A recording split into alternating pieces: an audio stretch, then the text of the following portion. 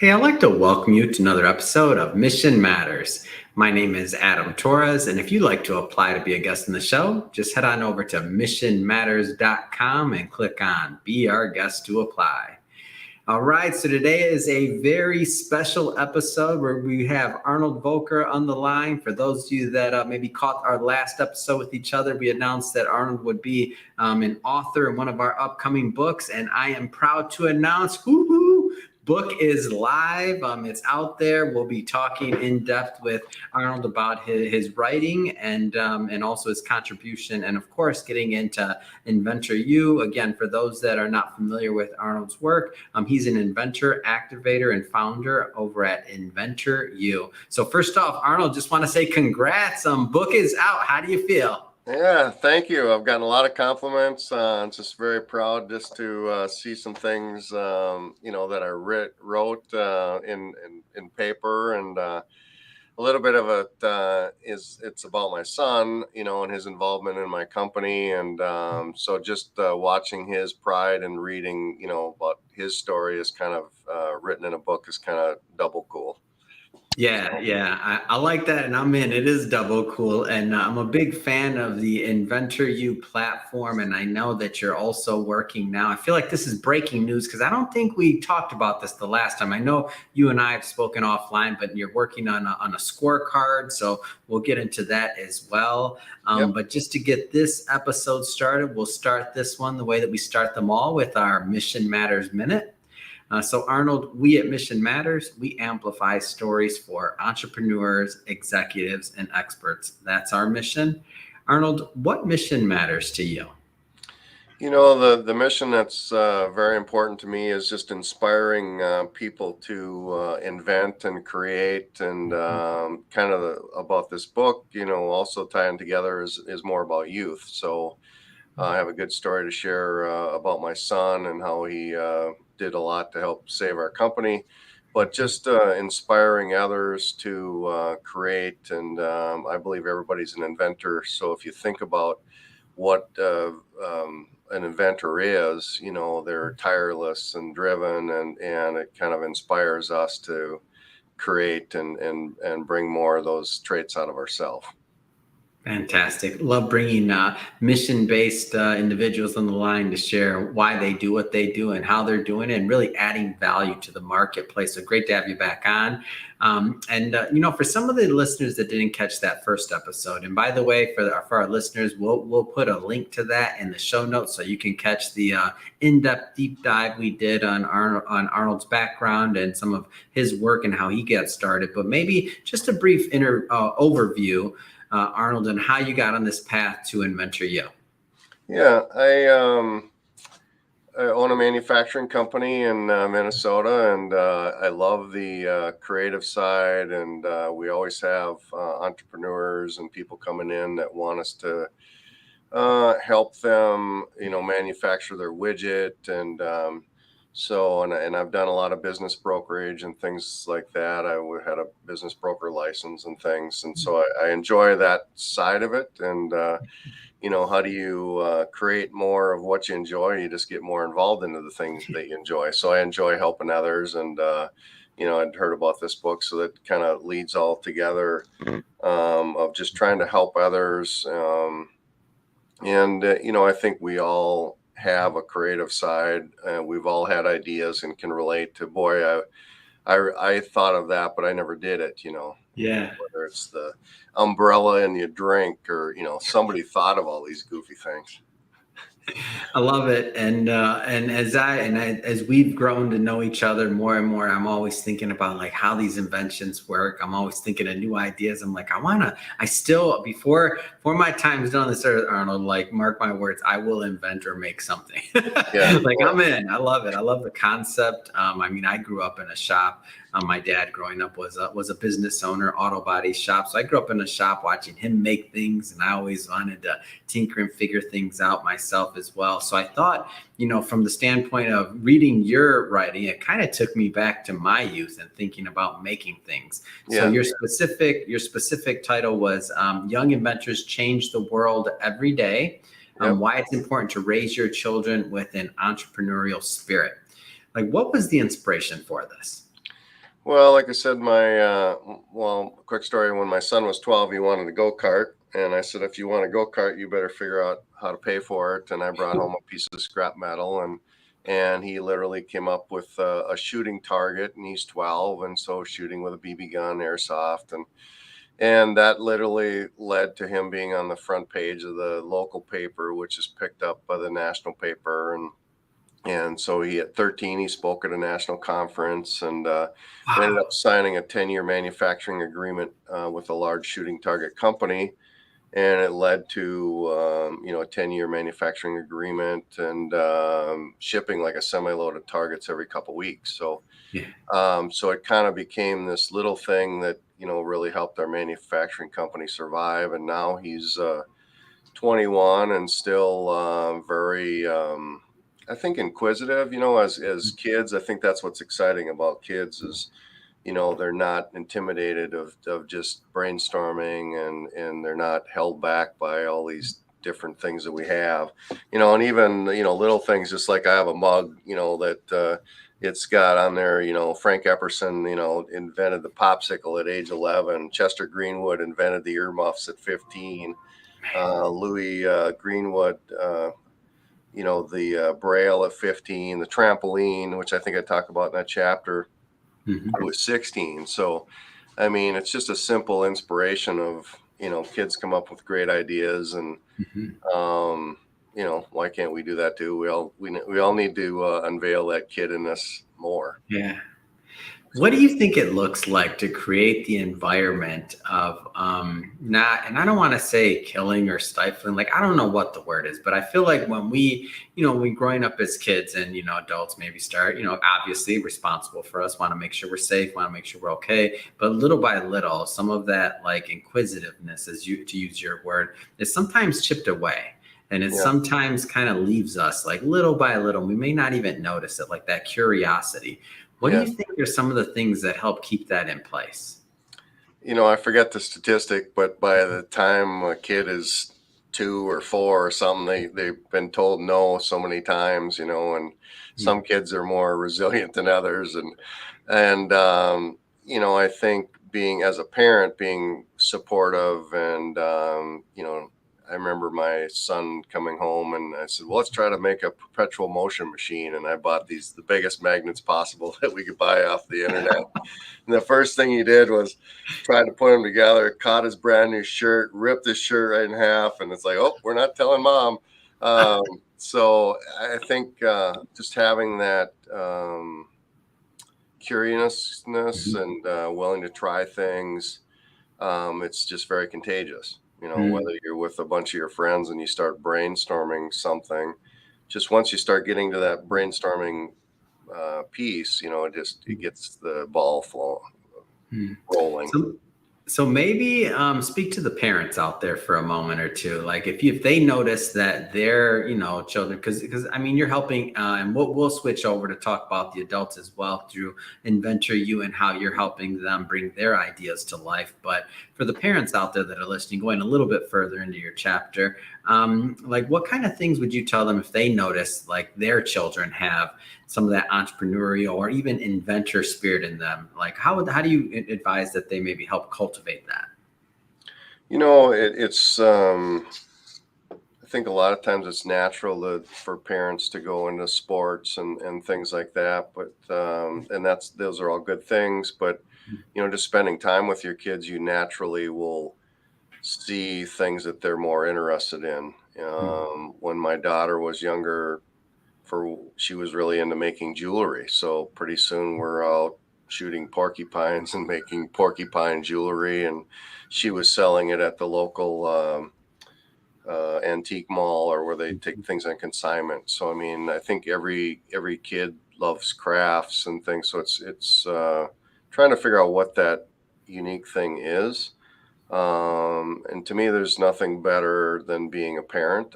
So how do you try to find that bond, and sometimes it's the old saying, find a need, fill a need. So it could Yeah. be something that you're doing, like we used to shoot a lot of archery. And it's like, boy, wouldn't that be cool if we had such and such target, and so we'd mess around making something, or, so I think it's paying attention. And to me, as I work a lot, so it's like, if you really appreciated it, it's really a nice release. Yeah. You have this concept that you talk about not only in the book and obviously talking about young inventors, but also with adults and every no matter of age.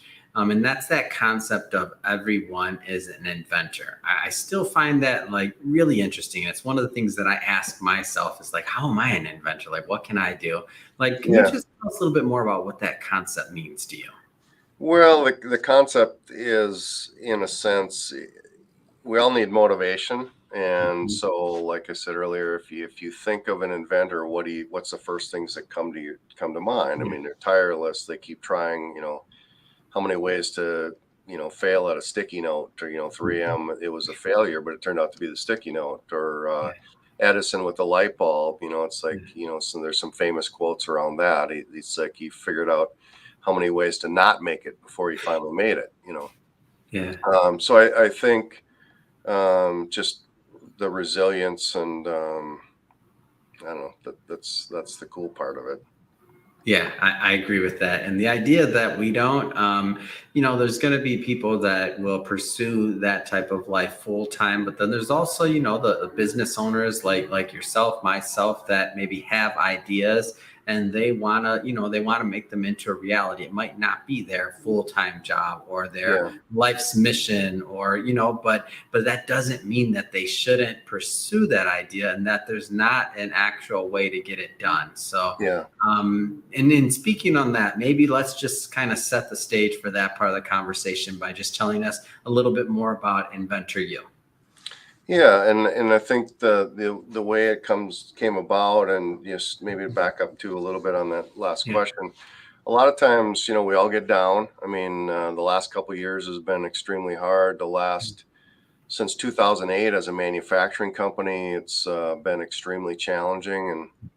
And we all have mentors in our life. Well, some of the mentors that I've had in mind, it's almost like I'd call it the puppy behavior. I mean, you figure out how to go chase something, and while you're chasing that, you're only thinking about what you're chasing. You're not thinking of all the things in life that are stressful, and so the last, especially the last couple, but for me personally, the last 10, 12 have been very hard, and so that's led to trying to focus on the things that I enjoy, and that's the creative side. So how do I help people, and how do I put a framework around it? Mhm. And so then things start to develop, and I have helped people buy and sell lots of businesses. So how do I encourage people to be more entrepreneurial? To me, the economy is based on optimism, so there's no more time than ever to try to help people start a small business or be optimistic. Never once in my business did I think I'm not going to make it. Mhm. But if you look out one of my windows, I have a gravel pit started, and you look out the other window, we're starting a multi-million-dollar storage business. Did I think I was going to be in that 10 years ago? No. So it's kind of that puppy thinking of chasing something, and that's what I really was honored when you guys asked me to participate in this. It's like, there's just not enough positive stories and things out there, and the best way to kind of get out of your funk is to be that puppy and chase something. Oh man, I'm in. Is that a child's book already or something? Puppy behavior? I feel like that's a classic. That might be your next book, Arnold. Yeah. But it makes it more fun, and Yeah. people can, I think, visualize. But Mhm. none of us, even as kids, the best thing you can have is a parent that's supportive, and so just supporting each other. And we do that here on the manufacturing side. But the whole phrase of, I believe everybody's an inventor. It Mhm. kind of tries to lead that it's not just about Yeah. making a hard good, but it's about, how do we improve our life, or kind of, Mhm. feel more optimistic about the things around us. Yeah, I think it's awesome, and we and you kind of always when we have these conversations remind me of my childhood, and I'm thinking about like all the businesses and all the little the ideas that I had and like the learning lessons that led up to today being a business owner, and then I think about some of my friends and their kids, whether it's a bubblegum machine business or all these different things that kids do, and it's kind of fun. It's kind of fun to see them grow and also to understand that. Not saying again, agreeing with you, nothing wrong with sports, but if your child shows an interest or a bent, maybe in some things other than sports as well, like cultivating that side of the conversation. Yeah. Too, and noticing it, right? And noticing Yeah. it and not just putting them on the same track of whatever sport the rest of the community's playing. Well, and with Etsy and all these simple ways, to come up with things, or you can sell them online a lot Mhm. easier. Another quick story: the way this started with my son, I think maybe it was 6 or 7. The school that he was in went to 4 days a Mhm. week, and I was just petrified. It's like, boy, what is this kid going to be doing? So I said, I'll pay you a penny. He loved making origami paper things. Yeah. And I said, I'll pay you a penny a click. And then I started thinking about that. And it's like, no, I'm going to cap it at $100. Well, Yeah. his YouTube channel is still out there, and I think he's been hit by every country. And the average demographic age is like 47, folding these origami things that he did when he was 6. So Oh how do you, man. how do you inspire your kids? There he was just, I don't know why he was into that, but and then he got into making videos. And so one thing quickly leads to another. Mm. So, It's great. It's a great story. yeah.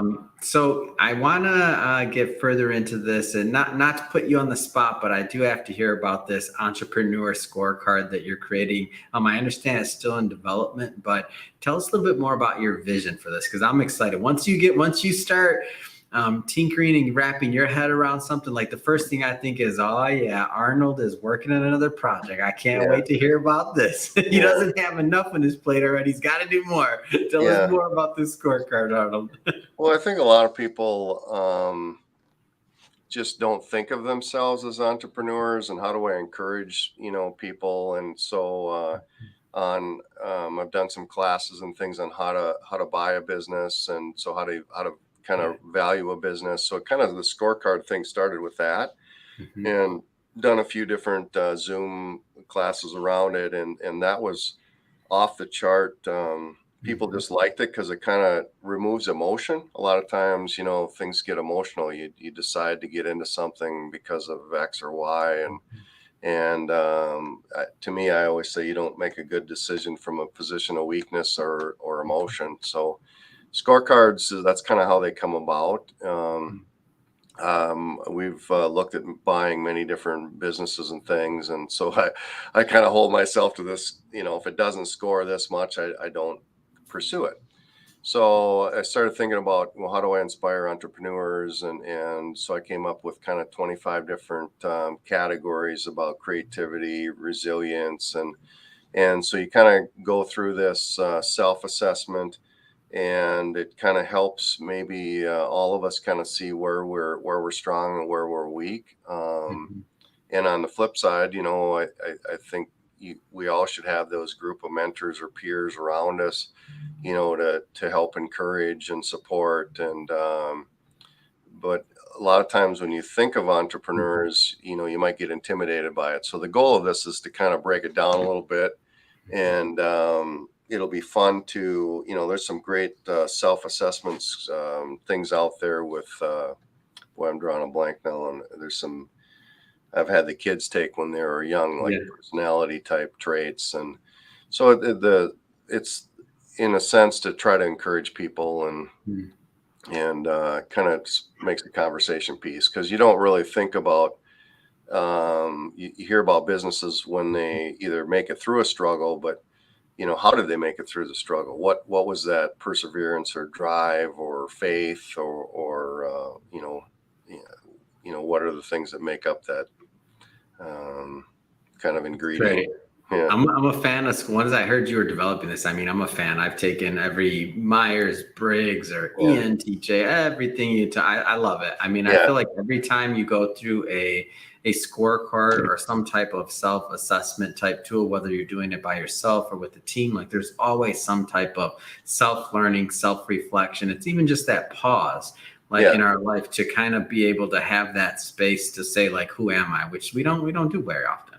No, and I think it's, whether it's younger kids, or adults, it's, I think we all like making extra money. And so, Yeah. what is that way to make extra money? Or as a business leader, today you can tell I'm working, I got a shirt on that says Cottage Blanks. Well, we created another brand, and so it's just fun to create, and that Mhm. keeps you out of I don't know, just getting down, and it keeps the doors open.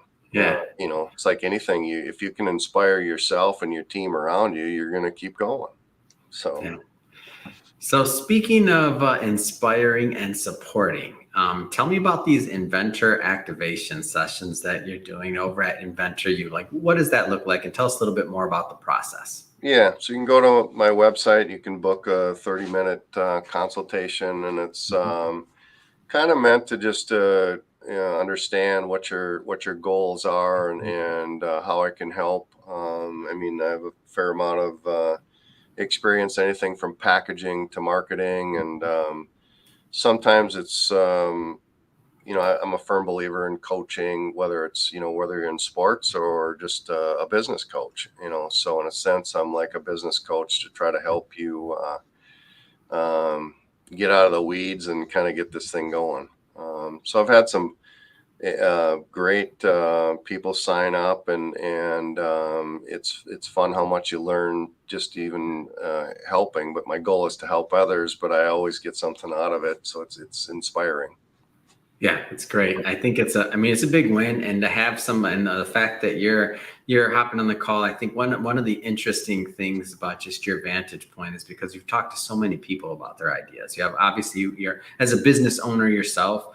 You've obviously grown a business. You have multiple businesses. You've also worked through multiple inventions yourself. And geez, I don't even want to know how many people you've talked to about their inventions and their ideas. I feel like you're just in a very unique spot to be kind of at that focal point of people bringing you different ideas and figuring out, if it makes sense, and if they should take their product or their idea to the next step, or even if they're not fully committed to doing that, like if they wanted to, like what would that look like? What's the Right. process of really going from idea and to make something a reality? I feel like that's one of those things that, as you use the word coach or business coach or things like that, like when you think about that, I mean, it's short. It can shorten the time.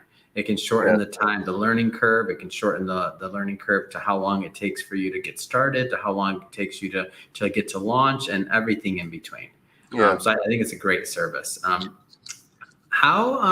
So after the, let's just say, after the call, so after that initial activation session, if somebody wants to continue to work with you, like what does that type of relationship or typically look like? Like, is it coaching? Like, give us a little bit more of a flavor for like what's next after that.